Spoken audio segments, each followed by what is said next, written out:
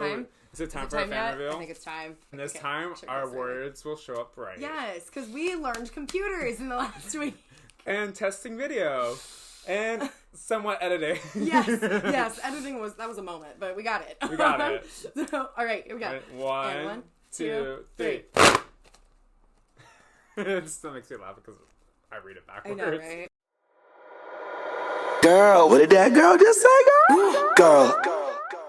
Hello, hi. Welcome back. Welcome to PC. Pussy and Cunty. Cunty. Thank you so much for tuning into episode 1. We're really excited about where this is going. And do you want to introduce our topic for the day? Yes. Today we're talking about origin stories. And before starting somewhere, can we introduce our next unofficial sponsor? Yes. All right, on the count of 3, ready? 1, 2, 3. Thank you, Truly. Truly. Thank you, Truly. Truly. And reusable metal straws from the Cracker Barrel in Okemos, Michigan. And then this beautiful couch is from Zosie's Loft in Soma. Go get one because the pillows are really soft and comfortable. It's a great I napping would sleep couch. on this. It's such a good napping couch. I won't sleep over, but like. God. I mean, you can. Thursday fun day. Thursday. Wait, did you say Thursday Sunday? I said Thursday fun day. But no, you can sleep over on Thursday and on Sunday. That's it. Also, we have fabulous note cards now, and now we know how to use the computer. Sponsored by another unofficial sponsor by Canva. I feel like we're on Ellen. We're interviewing each other. It's great. All right. So, Cassie, where are you from? Where am I from originally? I was born and raised in South Florida, also known as like Miami to Fort Lauderdale to West Palm Beach area. You know, where Ariana Grande is from, Boca Raton. It's all in that same fucking... It's my Ariana dance. What? What was that? It was my Ariana dance. But yeah, I was born and raised down there, and then I moved to New York City, and that's where I started drag, and now I'm here in San Francisco. Peanut butter. Shh. Cassie de la Cunt. Where are you from? So I am from the Bible Belt of Michigan. No, like, I talk about where I went to high school, and people go, oh, did you go to a Christian school? Like, no, I did not. I went to a public high school, but I had one of my teachers tell me that my peace sign necklace was a symbol of the Antichrist. That was a fun conversation. I went to school at Michigan State in East Lansing, and then I came out here when I was done with college, so I've been out here for about 6.5 years now. Wow. So, oh, yeah, I've been here almost 3 years. 3 years Nice. in July. Congratulations. I just found out that this really cute bar that I went to once in New York is permanently closed. Which one? Boots and Saddle. You know, that's where I started drag. Really? Oh my god, that's the first drag show I saw in New York Welcome to City. Origin Stories. Yeah, like, oh my god. Let's talk about that. Like, They did reopen though. Did they? Yeah, they call it something else. So In the same spot? No, so actually Business Saddles moved twice. Uh-huh. So the original one was like the little cubby hole. Yeah. You know, have you been to that one? I think that's the one I went to, yeah. A really tiny one. You walked in and there's the stage. Yeah. So that's the original location. And it moved to like this basement bar, which is kind of funny because the show that I produce is a basement bar, so... Origin stories. Yes. I love a good basement bar, though. Same. Oh, they're the best. That speakeasy vibe. You feel all sultry and mysterious. You never know we're there. I like it. And then, so they closed it down after I moved from New York to SF, and now it's called a Playhouse Bar. Just recently opened. The person who got me into drag now is back on Monday nights. That's so awesome. So, yeah. Who's the person that got you into drag? Miss Brenda Darling. Ooh. She is one fierce performer. Yeah. So, Cassie, what was your first exposure to drag? First exposure to drag. So, I had to think about this one. So, I probably was exposed to drag by walking the streets of South Beach, but I don't remember. But my first exposure to drag and realizing it was drag was watching Mrs. Doubtfire. So, Miss Peanut Butter, what was your first drag exposure? So, the first one I, distinctly remember would probably be Mrs. Doubtfire. The first time I, saw a drag queen and was like, oh my god, drag motherfucking, like, you know, was when I saw The Birdcage. I saw this movie and was just like, oh my god, like, that's it. That's everything. I want that. I want all of that. Question number 3. Ooh. Your first drag show. My first drag show. First time you saw drag live. So it was in Melbourne, Florida. That's a place. Yeah. On the middle of the penis. U.S.'s penis. You're welcome. It's flaccid. It is very flaccid. All right. First drag show. Melbourne, Florida. I was actually my first boyfriend was from Sebastian, Florida. Again, map. Higher up. Up the penis. We're working our way closer to the balls, and in Sebastian, Florida. What is the balls of the U.S.? Would it be Texas? Because like it kind of dangles. It's a weird shaped ball. It is. It's pointy. Texas, go see a doctor. Anyway, Please. Sebastian, Florida. So we like kind of met in the middle, and they were doing "Big Girls Don't Cry" by Fergie. Oh my god! Remember when that was like the hit of hits? Like, oh. And I was 18 at the time. Oh my god! Was it an 18+ club? Yeah, so Florida does 18+ clubs. And God, I love a good skanky thank God 18+ Florida letting us under 21 people go see drag shows. Miss Pina Bush. Yeah. What was your first drag show? So, it was at Spiral Video and Dance Bar. Spiral. So was it like Badlands? Yes, it was very much like Badlands. Imagine Badlands, but 18+. There was, I cannot remember the name of the queen, but she was bald, and I remember that really distinctly. She was like, she had this like kind of like scarf over her head, and she did Lady Gaga's Dance in the Dark. And it was right after Fame Monster came out, like 2 weeks after a week after Fame Monster came out. Like it was that close. And I was there for a fundraiser, and for Vagina Monologues, actually. And and I remember... That's such a good monologue. Oh my god. I worked on it for 3 years. I love that show. Like, I got to meet Spencer once. So this queen, she did Dance in the Dark, and I was completely, like, I was shook. Like, I was like, I need to do this. Like, I love her. What was it like? She was just hot and fierce, and like she was a killer dancer, and she looked like so perfect and gorgeous, and like it was just so theatrical, and like, you know, and I was going to school for dance, and like you know, like was kind of stepping out of theater, but sort of trying to re-navigate like how I related to theater, hence why I was in the Vagina Monologues, and you know, doing an alternative form of theater. Like she changed it for me. I was like, so like I would say that when I saw my first drag show, I was like, oh my god, drag's amazing. Even though the queen was just doing Big Girls Don't Cry. Still, it's like, but like that song, I don't know, like it's just like, oh okay, yeah, don't cry, whatever. Yeah. But like the drag queen that got me more like, ooh, I love drag. Was this drag queen called Victoria. I used to be a go-go dancer. Mm-hmm. Fun fact. So the bar owner of that bar, which moved to a different location, which was like in the same parking plaza, moved to a bar called Dulce de Leche, and their partner was Victoria. So they saw me dancing at this stupid other bar that was a go-go bar, and I was like, hey, why don't you come dance at my bar? I'm like, okay, whatever. I'm 18 and still going to high school and dancing for tips because I was a rebel. But yeah, and then met Victoria, and I would just hang out with her in front of like Dulce de Leche and just like chit chat and help her collect, you know, door cover and whatnot. And then I'd watch her perform, and she did this what's that pink song? With a pill. Oh, Just Like a Pill. Just Like a Pill. Yes. Sorry, my mind is. I love that song. Oof. Oh, I love that song. So she did Just Like a Pill, and it was amazing artistically. Oh my god, it was. She had like these like little light up fingers, and so much emotion, and it was. Oh my god, it was so good. Hell yeah. I love Victor Victoria. Wherever you are in the world, I hope you're still alive. I hope you're doing great. You're amazing. You're an inspiration for me.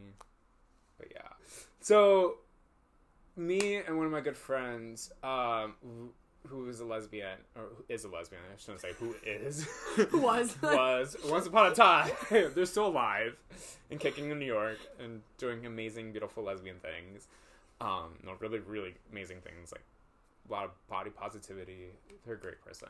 Yes. I won't mention their name because I don't want to expose them. But anyway, so me and her went to prom for like our high school prom. Aww. And it was like really typical like blockbuster, like gay guy and lesbian woman go to be prom dates. Totally. And going to our parents' house and like, oh, let's take pictures because we hope that you'll start straight. We went to prom, and then afterwards, like, the owner of Dulce de Leche was like, oh, come on over, and, we'll do, like, an after-party thing. And so we went, and then, like, spent the night at, like, the bar owners and Victor Victoria's place.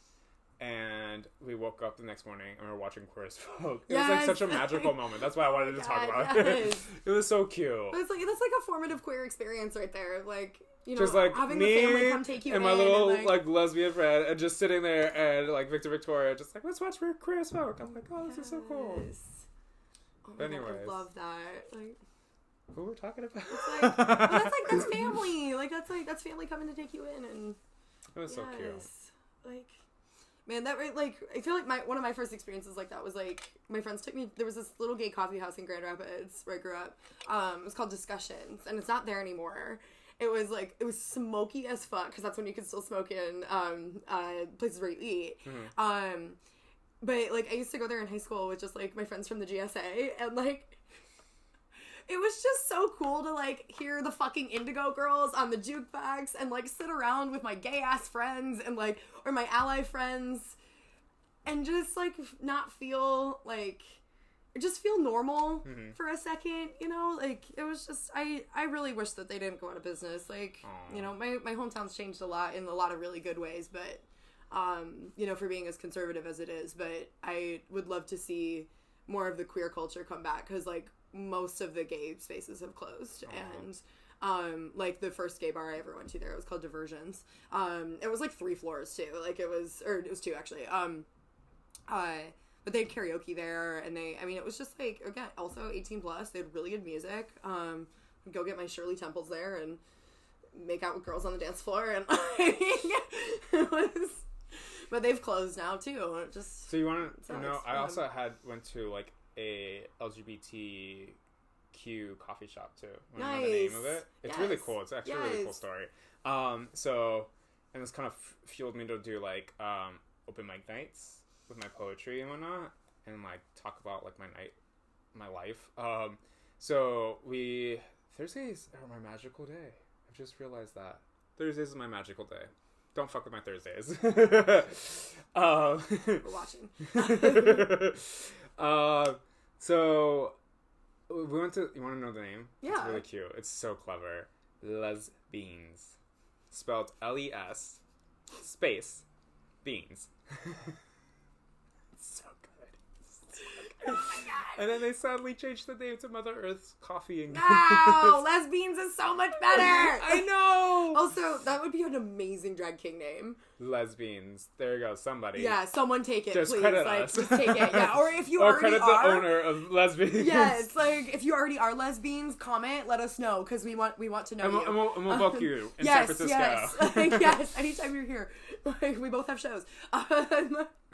But yeah, that's so cute, isn't it? And so I love that. And also, this is gonna be about the Rest in Peace episode. But I think that's an important part of origin stories, is that like a lot of the spaces that we first frequented aren't there anymore, because the spaces where we grew up are getting gentrified, and the city that we currently live in is getting gentrified the living fuck out of. And like the first bars that I started going to here are not, like, Lexington Club and Truck, like, they're not here anymore. Truck is called the Wooden Nickel now. And it's like it looks atrocious. It looks like a bunch of like preppy like Sperry wearing like bro boys bought this space and like put a couple pool tables in it, painted it navy. They painted it navy. It's every time I walk by there, I boo. I'm not kidding. I'm just like, ah! We should do like a boo segment. Just have like our iPhones out, just like, ow! Ow! It's so frustrating to see our queer spaces die. And like, you know, a big part of it too is like our generation, they're not going out as much. And like, there isn't this need for young queer people to go meet people in bars because of social media. So people aren't showing up. Like literally, it's like what we were talking about last week. Like people truly aren't showing up to because they're so glued to their goddamn phone. Get off your phone. I mean, watch our episode, but get off your phone. Come see us in person. Like, we want to talk watch us like on a Saturday morning. Think about like Saturday morning cartoons. Exactly. Like, you know, you got your bacon, got your eggs, or you're faking, or you're sitting on the toilet and it's like one of those days and you're just like, I need 15 minutes or 30 minutes to sit down. You ate Orphan Andy's last night, and like, you know, you just that's real. I love it so real. Those onion rings though, like, ooh, they're so good. Get me every time, 1 a.m. and you're like, I want, and the plate is like, I might get Orphan Andy's tonight. Just do it. Oh my god, do it. Like, so we did first drag show. Yeah, where are we? We're like we had no cards. Like, so Cassie de la Cunt, what was your first time? Well, okay, I want to make this question twofold. I want to make this question twofold because my answer is twofold, and that's why I want to make it twofold. Okay. So, what was your first time in drag? Mm-hmm. And what was like your? Okay, this might not be twofold for you, but what was your first time in drag? Mm-hmm. What was your first time as Cassie? No, it's not twofold for me. Okay. That's the one thing. Mine's twofold, so. Okay. Yeah. So what was your first time in drag? So my first time in drag was almost 5 years ago. Oh my god. Congratulations. Thank you. 5 years in March. So I used to work for this one property that I cannot say. Say it behind the note card. Censored. Or censorship. So they used to help me out with these events for RuPaul's Drag Race viewing parties, and they did a lot of it for me free, and we used to call it like Brenda Darling's living room. It was really cute because like it looked like a living room. There's like a fireplace and everything, and then it was cute. It was really just cute. Cozy. Yeah, and like it had a cute little bar, and like it was a cute little crowd. So this is New York, right? Yeah, this was in New York. So she did it for me for like numerous times free. So I was like, all right, I have to pay you back somehow because like I don't feel good that you did this for free. He was like, oh, it's fine, it doesn't matter. But so I was like, all right, for your birthday, which is in March, I'll do drag for the very first time, one-time thing, surprise, and that's it. And then whatever money I make, you know, you keep, and I'll pay for all my stuff to, like, you know, get in drag. The only thing I need is help to do my face. So I didn't do my actual face. It took me my third time in drag to do my face. Okay. First time I walked in heels. It was comical. Was it like a show pony? No, so I walked backwards. Why are you walking backwards in heels? I don't know. Girl, I'm stupid. It's harder. I'm Cassie Della Sloppy.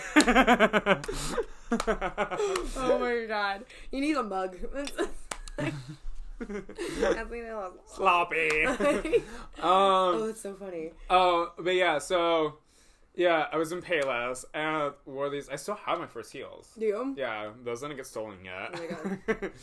Oh god, that's like my worst nightmare, having my shoes stolen. Because I'm like particular about my shoes. I've had one pair so far stolen. Oh my god. I don't know who fits in an 8.5 wide, but I'm watching for you in the Bay Area. We're gonna find you. We're gonna and take you did the my shoes show. right off your feet. Let's move on. Thinking about shh. Hello. When was your first time in drag? And what was your first time in drag as Pina? So, yes, twofold answer. So my first time ever in... Oh, okay, this is actually threefold. So, first time in drag ever was at the Michigan State University drag show. We had like 4 different LGBT caucuses around campus because, you know, the state's a big school, and so, you know, every neighborhood has different needs. And so, during Pride Week, each caucus would put on a different event. Our caucus for North Neighborhood, which we put on the drag show, which was by far the best event of the entire week. So our president at the time, he asked any of us if we wanted to do a number. Okay. And so my friend Grace and I, we did a drag king number to Adam Lambert's For Your Entertainment. And that's really like, cool. It was kind of amazing. It was very exhilarating, and it was really like, it was the first time I ever really got to like play with gender and fuck with gender. And like, but I was like, I don't want to be, I knew from like, honestly, the first time I saw the Birdcage, I wanted to be a drag queen. And I didn't think that there was a space for me to be a drag queen. I didn't know that AFAB folks and, women did drag. Like, female drag, lady drag. You know, like, not female drag, lady drag. And I had no idea that existed. And so I was like, I thought, okay, I can't be a drag queen. Like, you know, my only option is to be a king, and I didn't want to do that. And like, and now I dabble in king, but I'm not like a full. Anyway, so after I'd moved out here, I was helping a friend out with a pageant, and I was helping her choreograph her number. And so after the pageant, we're all sitting around eating dinner, and I was with Kylie Minogue and Lily Rose. I just did a show with Kylie Minogue. God, I love her. Oh my God, what an amazing human. She is one of the funniest people I've ever met in my life. Like, and she is such a sweetheart. Like, well, without Kylie, and Lily, I never would have known this. So we're sitting around and, just like shooting the shit. And I talked about how I wanted to do drag, but I didn't want to be a king. And they were like, well, you know that women are queens. And I was like, no. And they told me to look up a couple of different queens. Phonique was one of them that they told me to look up. I think they told me to look up Trixie Carr, who, like, both of whom I absolutely, like, are two of my biggest inspirations. Like, I mean, just generally speaking, look them up on YouTube. They're incredible. Actually, look up Trixie on iTunes, too, because her music's really, really good. She writes original music. She's a great singer. But that night, Lily painted me for the first time. Oh, cute. And it was me and my friend Steven, because we helped with the choreo for Jezebel for her pageant. And we got painted that night, and I have never felt more. It was like the moment I saw myself. I was like, that's me. That's who I am. That's way before I had a drag name, way before I had anything. I was like, I was in makeup, and she loaned me one of her hair, and like we just took selfies like around, you know, the house and stuff, and like we were up in Guerneville, and it was just like, it was magical, and I was like, okay, I want to do this. I'm committed. I know it exists. I know that there's a space. It took me a long time to actually make it happen. So once I finally started performing, I actually went under a couple different stage names, and then I was after a show one night, I was driving my drag mama home, and still under my old name, and I was like, so I'm thinking about changing my name. And she goes, oh yeah, to what? And I said, Pina Bush? And she's silent. And she just goes, yeah, you need to change your name. And so I was like, okay, you know, I'm going to debut it. It's going to be a moment, da-da-da. And so this is when Sarah Converted still had Double Take. And so this was about 3 weeks later. Love you, Sarah, too. Oh, my God. Yes! I told her in the back room, like, you know, I think I might change my name. And so I'm about ready to go on. I was going to do Still Into You by Paramore. And that's my number. And she looks at me and she goes, do you want to use it? And I was like, why the hell not? And that was the first time I ever went on stage as Pina Bush at Q Bar at Double Take. And I've been Pina ever since. Like, how did you get your drag name? How did you become Pina Bush? I kind of love this story. So I'm a plant person. I love my plants. I had a rose bush that I got from Trader Joe's. I named my plants after choreographers and famous dancers. Because I'm that person. So you tell me all these plants over there have names? Yes.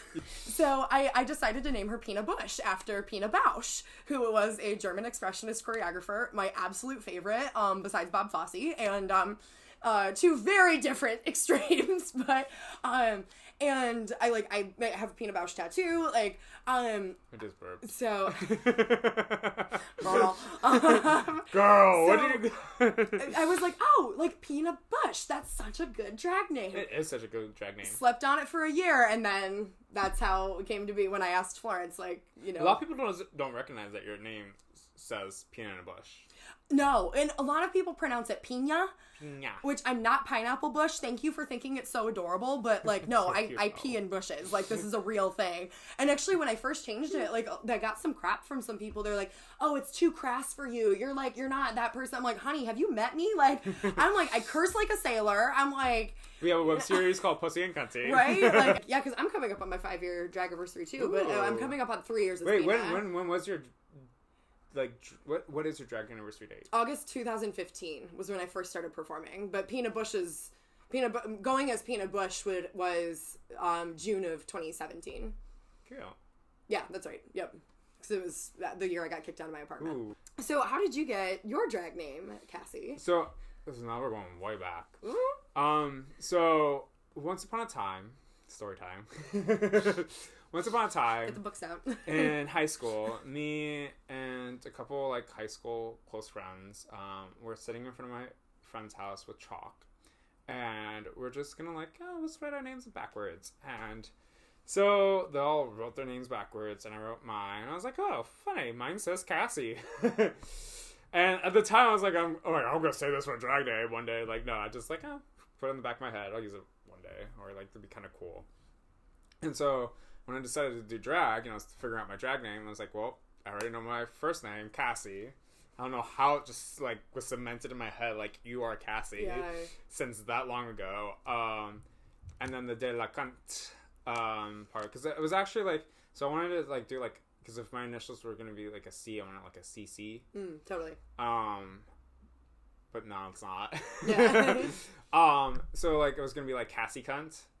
And then it didn't flow right. Yeah. So then an acquaintance of mine was like, well, you should put the de la, you're Latina. I'm like, you're right.